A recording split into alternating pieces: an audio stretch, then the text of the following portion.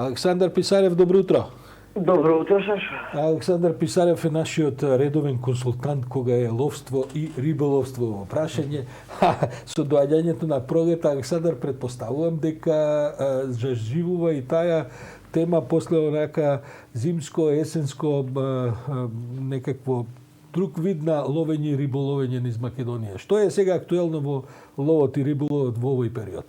Па добро, во риболовот е актуелно што забраните се поминати и минатата недела почна риболовот на Пастрмка, на Маврово, Радика и така да тука веќе има убави успеси, а што се однесува до ловот, сега е ловоста и пролетно време е период кога би требало да се направи пролетно пребројување на дивеч, да се види како преживела дивеч и да се направат некакви проекции за јесен и острел. Но кај нас од многу причини тоа не се прави во последните 30 години, пред се поради доста ниска стручност на концесионери, од кои многумина немат ни основни познавања од ловство, а и во надлежно министерство не е многу подобра ситуација, така да не би можеле да се пофалат. Така да ние немаме некој прегледи, немаме некој увид во фондот на дивеч, тоа е све онака од прилика, па да, има нешто малку зајак, свињама, повиш и така натаму. Иначе, што се однесува до нашето ловиште, тоа е ловиштето Руен во Елес, каде што јас сум со децении член.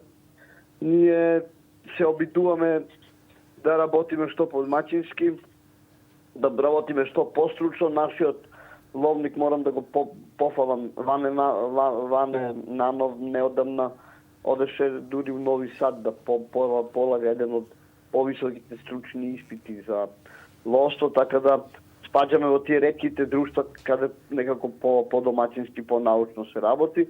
Во тек обработуваме 60 хектари земја во ловиштето, каде ќе биде засаден сончоглед за ова прелетна дивеч, грлица, која што треба да дојде тука у август месец. Што е од дивеч во вашето ловиште? Што е најмногу застапено, Писарев? Па видите, како во цела Европа, посебно во Балкан, тренутно е најзастапена дивата свиња, бидејќи и погодуваат условите и нема предатори. Но несреќата не само во Македонија, него во целиот регион е што со зајак нешто се случило. Меѓутоа, тук не е крива само природата, него еден од најголемите проблеми се овие кучиња луталици, кои се неверојатно големи предатори, посебно во Македонија, веќе читам сега Хрватска и Босна ќе морат да донесат некое законско решение. Ја неодамна обиколив некои терени тука околу Скопје, Бардовци, Илинден и така натаму. Катастрофа е што прават тие глутници, они напаѓат црнечка дивеч, уништуваат подмладок, уништуваат зајак во подмладок, така да имаме голем проблем. Знаете, порано со закон беше регулирано да секој пес луталица кој што ќе се најде на 300-400 метри од последните куќи во населено место, луѓето треба да го отстрелат. Сега тоа не е толку хумано баш, меѓутоа тоа е тоа. Трпиме огромни штети, а не можеме никако да ги надокладиме, нити имаме од кого да... Морам да признам, никогаш не сум помислил дека е тоа проблем во дивината. Секогаш мислам дека со тие песови е проблем во урбаните средини, бидејќи гледаме дека... Не, тоа е огромен проблем. Они се и преку ден, и преку ноќ се тука на ивиците на населените места и влегуваат во ловишта. Можете да отворите на Хрватски сојуз ловачки да видите фотографии и снимки какви штети огромни прави на црнечка дивеч, поготово на подмладокот. Тоа е еден проблем кој што не знам ја како ќе се реши.